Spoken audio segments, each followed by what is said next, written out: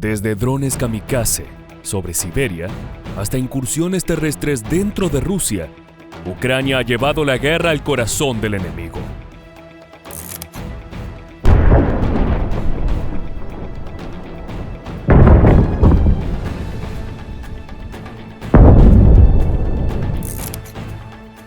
Ataques quirúrgicos, sabotajes audaces, explosiones en aeródromos, puentes y fronteras. Este no es solo un conflicto defensivo, es una campaña ofensiva de precisión brutal.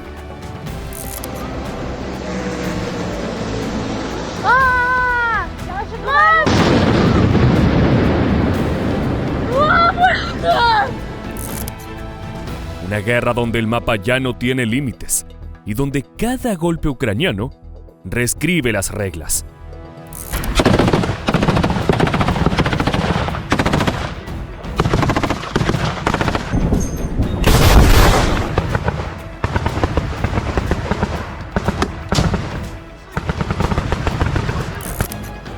Desde el inicio de la guerra hasta la actualidad, estas son las operaciones más devastadoras de Ucrania en territorio ruso. Comencemos.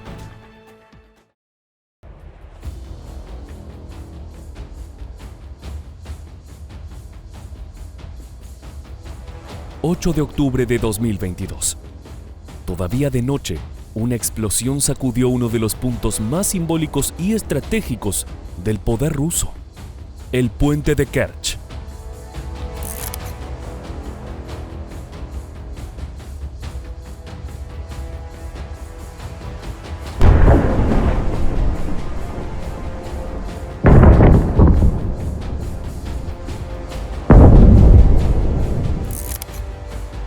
El puente unía la Rusia continental con la península de Crimea, anexionada ilegalmente en 2014. Un tramo de la vía se derrumbó. Un tren cisterna quedó envuelto en llamas y en ese momento, el mundo sospechó que Ucrania acababa de ejecutar uno de sus golpes más osados. Pero durante algún tiempo, la verdad se mantuvo envuelta en sombras. The Russian claim that it was a vehicle that exploded on the bridge is ridiculous. I mean, if it was an explosion, it would have gone upwards, not come from underneath, and you can't get that much stuff into a vehicle going over a bridge. I mean, bridges are designed to withstand accidents of that sort. This is either a missile, which would be a missile heavier than the Ukrainians are supposed to have, or a special forces operation to sabotage the bridge with explosives underneath, in which case they'll be making Hollywood films about this for some time to come, because it was a huge victory, if it's a special forces victory, to actually get explosives under a bridge of that magnitude in the middle of an area that the Russians are guarding very, very severely. Esta última teoría, ampliamente difundida, resultó ser cierta. La caída del puente de Kerch fue una operación encubierta meticulosamente planeada por el SBU, el Servicio de Seguridad de Ucrania. Según se sabría tiempo después, el ataque fue llevado a cabo con un camión cargado de explosivos, que recorrió un extenso y complejo camino a través de varios países: Georgia, Armenia y Kazajistán. El objetivo era burlar los estrictos controles rusos y colocar la bomba justo donde más daño podía causar. El puente no solo representaba una conexión física con Crimea, sino también un símbolo del control ruso sobre territorios ocupados. Vladimir Putin lo había inaugurado personalmente en 2018, convirtiéndolo en una pieza clave para la logística militar rusa en el sur de Ucrania. But what about the strategic importance of this bridge as well in terms of traffic going from the mainland into Crimea, which of course, as you said, was annexed by Russia back in 2014? Yeah, not only that, the bridge is used by Russia to move military equipment from Russia to Crimea and then to be used in Ukraine, especially in the regions of Kherson and Zaporizhia, these two southern regions in Ukraine that President Putin said Russia was annexing, so regions that Russia now sees as part of Russia. So very significant in terms of the symbolism. El resultado fue devastador. Daños estructurales serios, interrupción del tránsito militar y un golpe psicológico directo al Kremlin. El gobierno ruso respondió con furia, intensificando bombardeos sobre ciudades ucranianas, pero el mensaje ya había sido enviado. Ucrania podía golpear el corazón logístico de Rusia y lo haría de nuevo si fuera necesario. Este ataque marcó un antes y un después, no solo por su audacia, sino porque dejó claro que Ucrania estaba dispuesta a cruzar fronteras para defender su soberanía. El puente de Kerch, pensado como símbolo de poder, se convirtió en un recordatorio ardiente de que ningún punto del mapa ruso está completamente a salvo.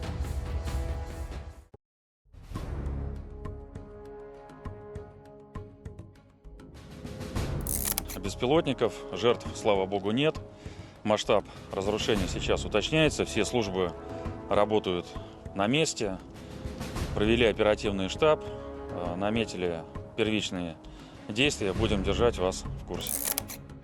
30 de agosto de 2023. Mientras la noche envolvía el cielo ruso, un zumbido lejano y casi imperceptible rompió la quietud en la región de Pskov.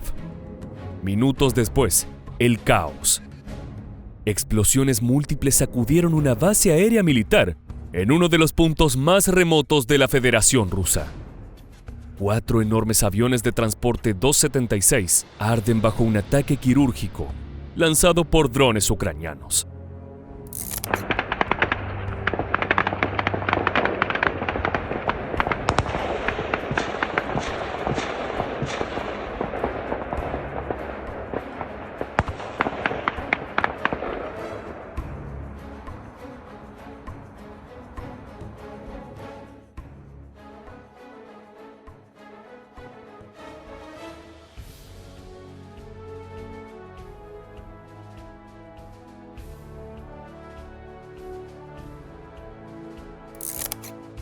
Fue el mayor ataque coordinado en territorio ruso desde el inicio de la invasión.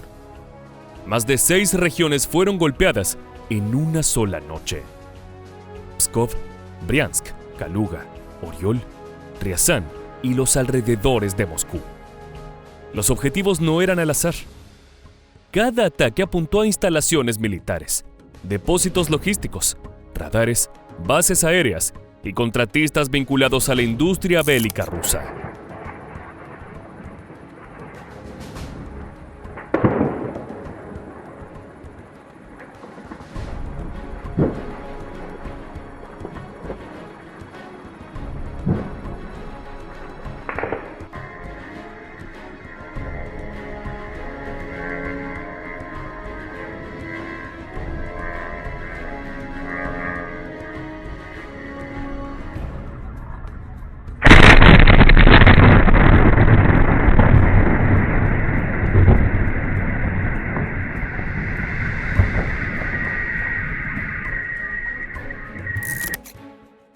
El impacto fue tan profundo como inesperado.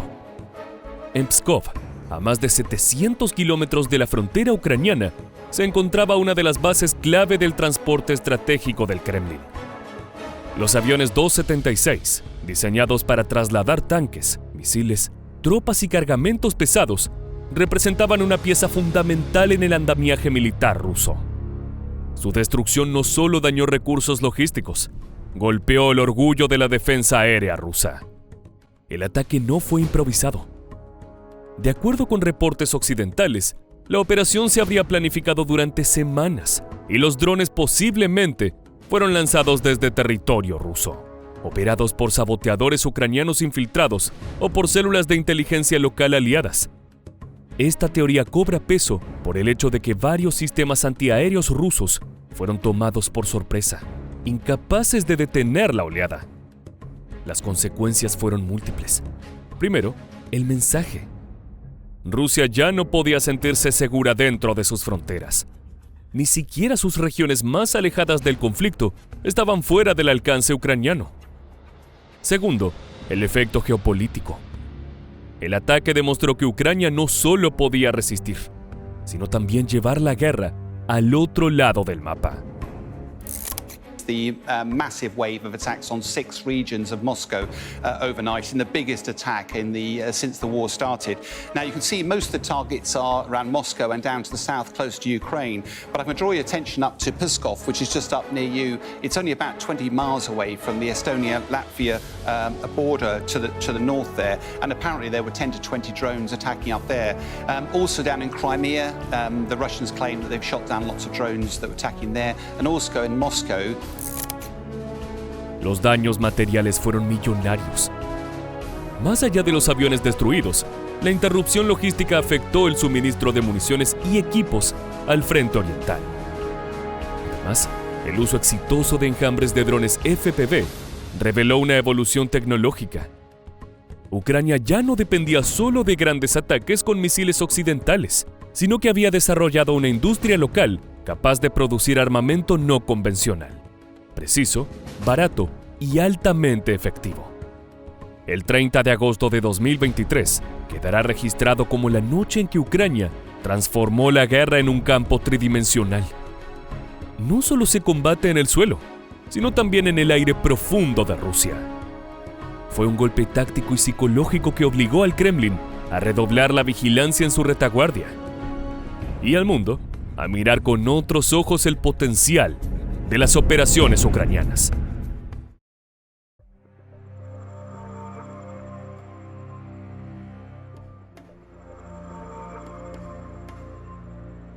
Agosto de 2024.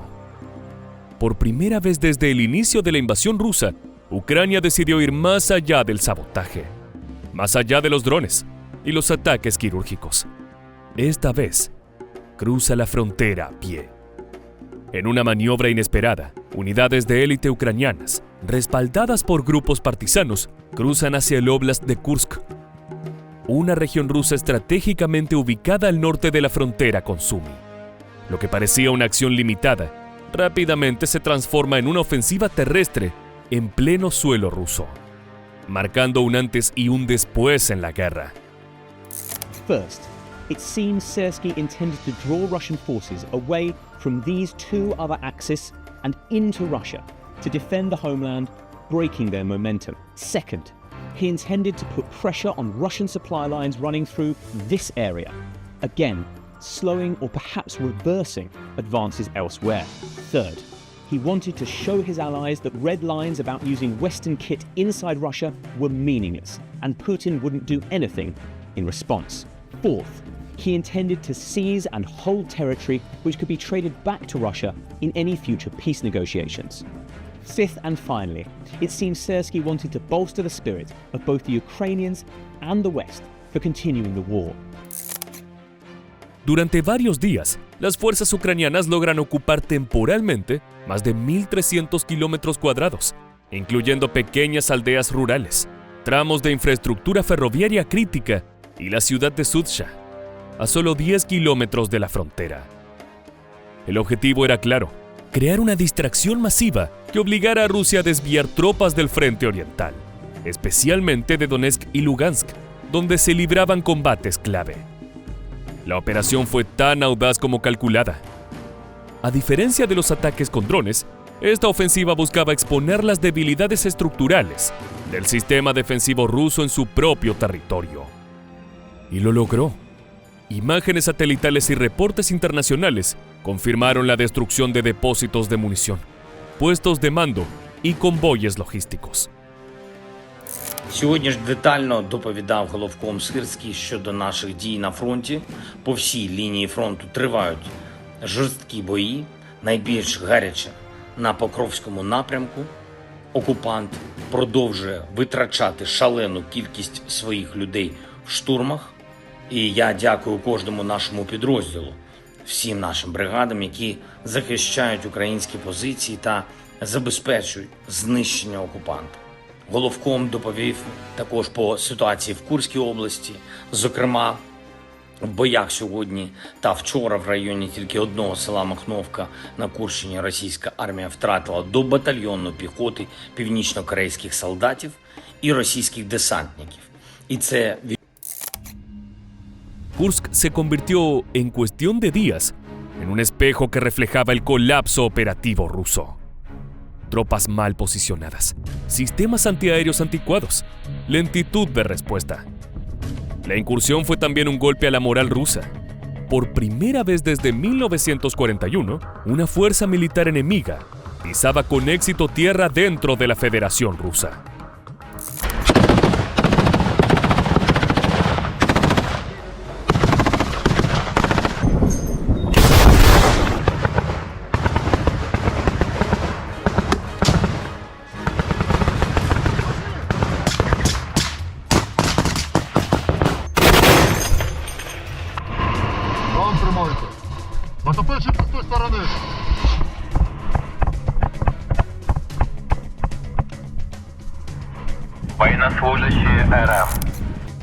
Esta ofensiva tuvo un impacto táctico doble. Obligó a Rusia a mover unidades desde Crimea y Zaporizhia, debilitando otros frentes, y posicionó a Ucrania en mejor lugar para futuras negociaciones. Fue una demostración de fuerza, pero también un mensaje. La guerra ya no tenía un solo frente, y Ucrania era capaz de dictar el ritmo. A pesar de que las tropas ucranianas se retiraron días después, el saldo fue simbólicamente demoledor. En un movimiento coordinado, mientras avanzaban por tierra, también se intensificaron los ataques con drones en la retaguardia rusa, multiplicando la presión.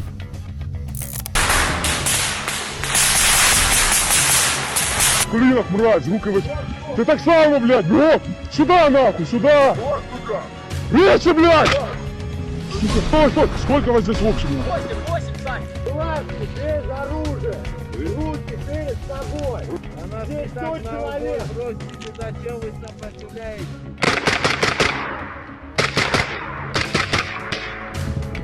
Він там словом. Броня, аккуратно, там ще підери без ноги.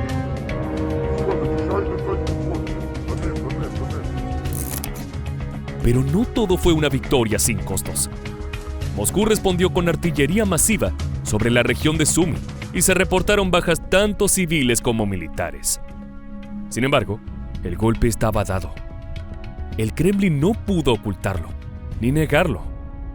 Por primera vez, el mapa de la guerra se redibujaba más allá de lo predecible.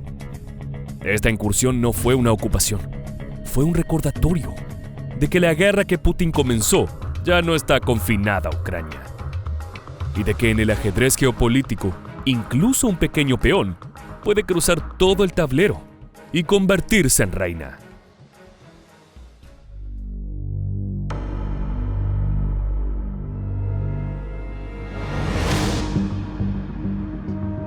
El 1 de junio de 2025, Rusia se despertó envuelta en fuego.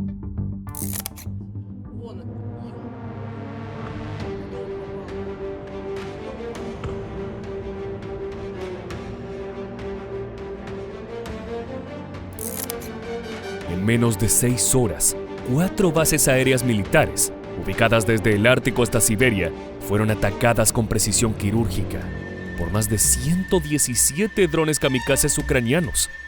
El resultado, catastrófico. 41 aeronaves destruidas, entre cazas, bombarderos estratégicos y aviones de transporte pesado. Es el golpe más costoso sufrido por la Fuerza Aérea Rusa desde la Segunda Guerra Mundial.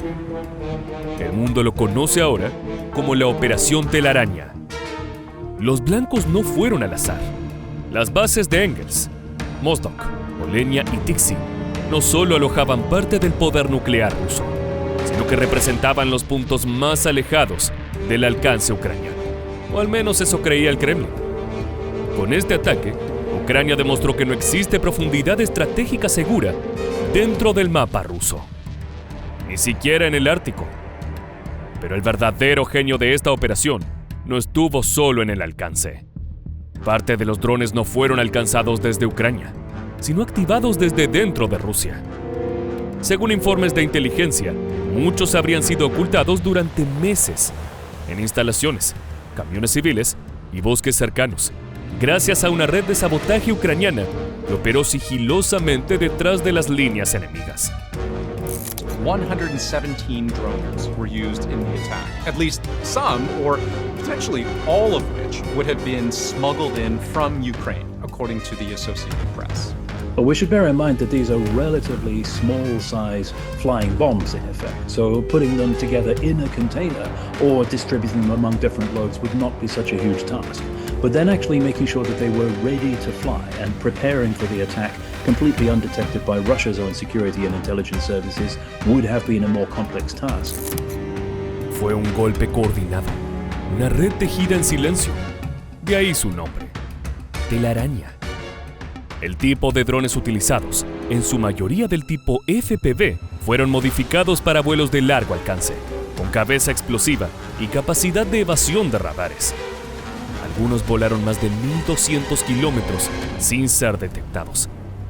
Las defensas aéreas rusas, diseñadas para interceptar misiles hipersónicos, quedaron completamente expuestas frente a estas pequeñas y letales máquinas. El costo económico fue devastador.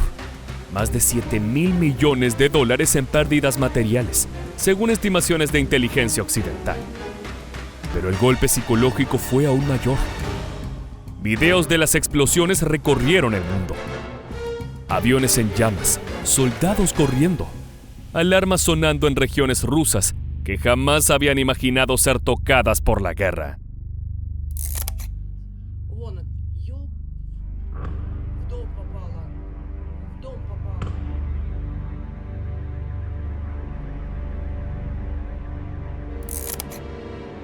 El mensaje era claro: ningún rincón de Rusia está fuera del alcance de Ucrania. Porque la operación Telaraña no fue solo un ataque, fue una demostración de inteligencia, de paciencia, de un país que, en medio de la guerra, aprendió a tejer con drones una red de terror en el corazón del enemigo. Drones, sabotajes, incursiones terrestres y operaciones encubiertas han convertido a Ucrania en una fuerza impredecible. Lo que comenzó como una resistencia desesperada se transformó en una campaña de golpes quirúrgicos que exponen las vulnerabilidades del gigante ruso. Pero más allá del daño físico y económico, el verdadero impacto ha sido simbólico.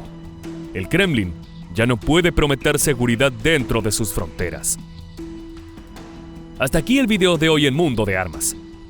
¿Tú qué piensas? ¿Podrá finalmente Ucrania dar vuelta al partido y coronarse como vencedor de esta brutal guerra? Déjanos tu respuesta en los comentarios. Nosotros te leemos mientras te despedimos. Hasta la próxima entrega.